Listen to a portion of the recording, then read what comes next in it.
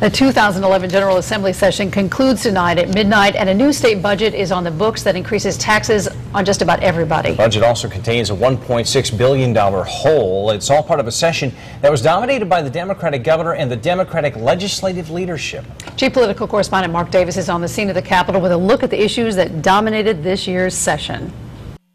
Income taxes will be going up on just about everyone who pays them in the state of Connecticut starting on July 1st. For middle-class people, it'll only be about a few $100s. For the upper classes, it'll be a lot more.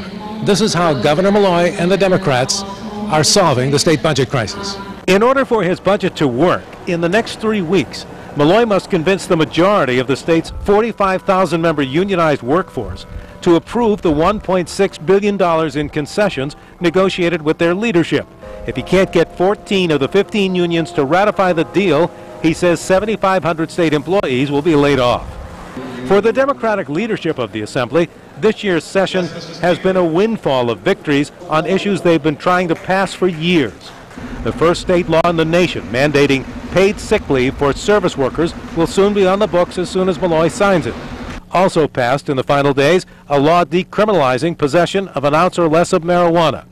A law to allow prisoners to get out of jail early by behaving and taking courses in prison will also soon be on the books. Another proposal passed with the full blessing of the governor will allow illegal immigrants to attend state colleges and universities at the discounted in-state tuition rate. In the final days, Malloy got the approval to authorize another $250 million in borrowing to expand the UConn Medical Center into a bioscience research facility. For the first time in 20 years, the Democrats have controlled the General Assembly and the governor's office, and they feel that they've passed forward-thinking social legislation. But the Republicans feel that it's been a liberal issue field day for the Democrats. At the state capitol, Mark Davis, News 8.